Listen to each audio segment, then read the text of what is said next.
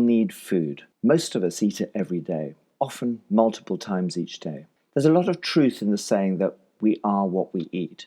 But we can take it a step further and say we are what we eat, absorb, and utilize.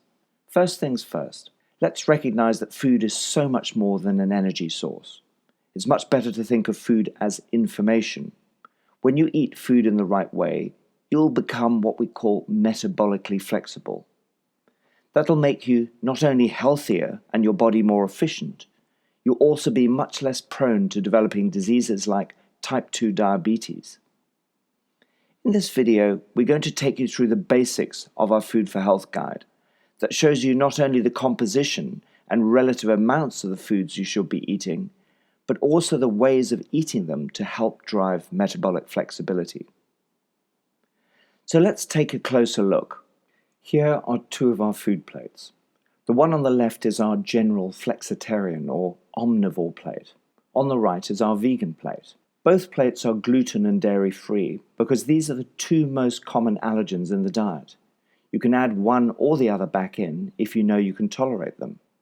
Gluten intolerance or sensitivity is often unnoticed for years, but can lead to all sorts of health problems downstream from leaky gut to heart disease, cancer, and diabetes. For simplicity, we're going to talk you through our flexitarian plate for this video, but please swap it out for our vegan plate if you're vegan. This obviously isn't what a single plate of your food would actually look like. It's your day's eating that's represented by weight, not by energy or calories. You see the big diagonal white line? On the left of it, you've got all important plant foods. Despite us having some animal products on this plate, remember, this is our flexitarian plate. It still represents a plant-based diet because so much of the food on this plate still comes from plants.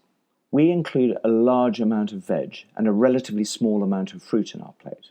You should try to keep your veg and your fruit in roughly a 4:1 ratio and don't lump them together. Fruits have a lot more sugar, albeit it's mostly natural fructose, but they do need to be eaten in small quantities.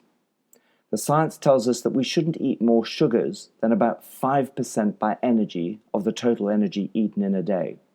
Eat your fruit whole and avoid juices or too much dried fruit. We recommend that you eat a rainbow every day of all the 6 colors that represent nature's main phytonutrient groups. That means green, red, yellow, orange, blue, black, purple, and white tan. That also creates a lot of diversity in your diet. Remember to mix it up with raw as well as lightly cooked vegetables. Veg can taste delicious with plenty of healthy fats, herbs, and spices that you'll see allocated in the bottom quadrant along with herbal teas and other concentrated plant nutrients. You'll notice from the labels around the plate, our guide's very much about eating whole foods, ones that haven't been processed to within an inch of their lives. Processing can really damage foods. It also breaks down chains of carbohydrates, so they'll be converted to blood sugar much more quickly in our bodies. And of course, long-term, high levels of blood sugar leads to a lack of metabolic flexibility, insulin resistance, and type 2 diabetes. Fats and oils. It's not easy to see the oils and fats in our plate, but we recommend generous use of healthy fats, especially to your veg. But for those who are flexitarian, that's also plenty of healthy fats you can get from animal products as well. If you'd like to see what you're eating by its energy contribution, around 50 to 60% of the energy value or calories of this plate will come from fats, although we only allocate one specific segment, that's 10% by volume, to foods especially rich in healthy fats. You'll find a lot of the rest is hidden in the form of olive, avocado, coconut, or other healthy oils in your veg. Remember too, you get 9 calories for each gram of fat as against only 4 from carbs or protein. This 50 to 60% contribution from fats is very different from what most government guidelines say, where they're still trying to limit the maximum to 35% and implying the less the better. Bottom line is, it's hard to be healthy without enough of the right kinds of fat in your diet. So spread your healthy fats through your cooking, your salad, your vegetable dressings, as well as with avocados, nuts and seeds. And of course, those of you who are eating animal products, preferably from non-industrialized farming systems if you eat them. Proteins. A quarter of your plate from protein-rich food doesn't necessarily mean that the protein content from this part of your daily diet is 25%. Most of any fresh animal protein sources like meat or fish is actually water, so only around 20% of it might be protein by weight. But you've also got some rich sources of vegetable protein, like legumes from the pea, bean, and lentil family. Here's a top tip. Slow cook your legumes to neutralize the lectins. These are the plant's natural pesticide that are used to defend themselves from insects in particular. That's why you won't find a lot of lectins, if any, in a traditional Indian dal that's often slow cooked for 6 hours or more. If you're looking for a shortcut, a great solution is a pressure cooker, particularly handy if you're time pushed and use legumes as one of your key protein sources. Herbs, spices, herbal teas, and other concentrated nutrients. Get in plenty of concentrated sources of nutrients like herbs and spices, fresh if possible, as well as herbal teas, and where needed, food supplements as well. Supplements are just another form of concentrated nutrient. Our food supply has been so simplified through the globalization and industrialization of our food supply.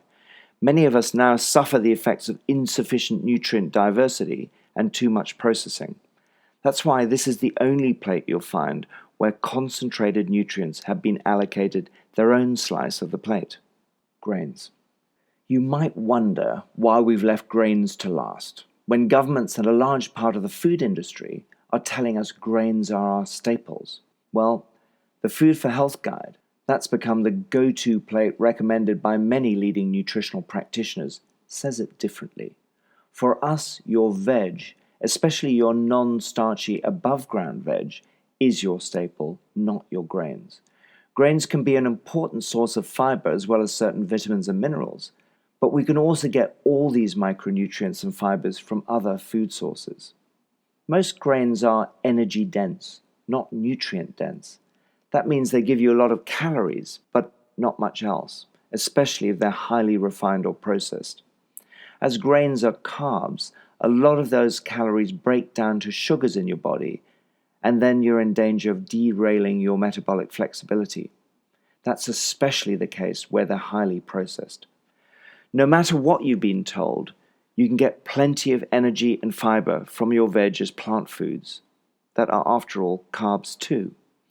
Another issue is that most of the commonly consumed grains like wheat, barley, and rye are also the primary sources of gluten, the effects of which may not be noticed for years. So make grains only a small part of your diet, keep them whole, and choose gluten-free versions like buckwheat, oats, millet, teff, quinoa, rice, or sorghum where you can. Before you dive in and start cooking, check out all 10 guidelines beneath the plate. A really important one to help reduce the risk of diabetes and obesity is to reduce meal frequency. That's guideline 7, where we suggest for adults keeping at least 5 hours gap between meals and stop snacking. For families, we've also got our Food for Kids guide and recipes. You'll find plenty more information on healthy eating, how to become more metabolically flexible, how to reduce your risk or even reverse type 2 diabetes using diet on our Food for Health and Reverse Diabetes campaign pages. And if you like this video, don't forget to give it a thumbs up, and we'll see you next time.